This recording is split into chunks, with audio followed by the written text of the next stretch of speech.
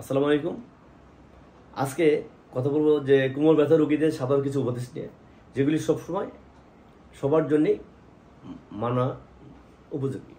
সেটা হলো যে কোমর ব্যথা রোগী হলে যে একটা না অনেকক্ষণ একইভাবে এক আসনে বসে থাকবেন না, একটা না অনেকক্ষণ একভাবে দাঁড়িয়ে থাকবেন না, বা অনেকক্ষণ উপর হয়ে নুয়ে সামনে ঝুঁকে কাজ করবেন না। তার ফলে কী হতে পারে, যে ভার্টিব্রা আছে বা কষ্টরকা এখানে চাপ পড়ে, চাপের ফলে পেন বা ব্যথা বেড়ে যায়, আর মাসুলের টান পড়ে, তাদের মাসুল স্পাজম হয়, সেখানে ব্যথা বেড়ে যেতে পারে। আর সাথে সাথে হাড় যে ডিজাইনের চেঞ্জ হয়, সেখানে চাপ পড়তে পারে, যার ফলে ব্যথা হতে পারে। এই জন্যে একটা না বসে থাকবো না, একটা না অনেকক্ষণ দাঁড়িয়েও থাকবো না, আর উপরে নিয়ে কাজ করবো না।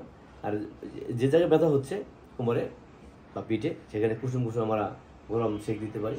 যদি কারো জ্বালা ব্যথা থাকে, সেটা গরম সেঁক না দিয়ে ঠান্ডা সেঁক দিব। ধন্যবাদ সবাইকে, ভালো থাকুন, নিয়ম মেনে চলুন, সবার মধ্যে এই উপদেশগুলি শেয়ার করুন, যাতে সবাই উপকৃত হতে পারে। ধন্যবাদ।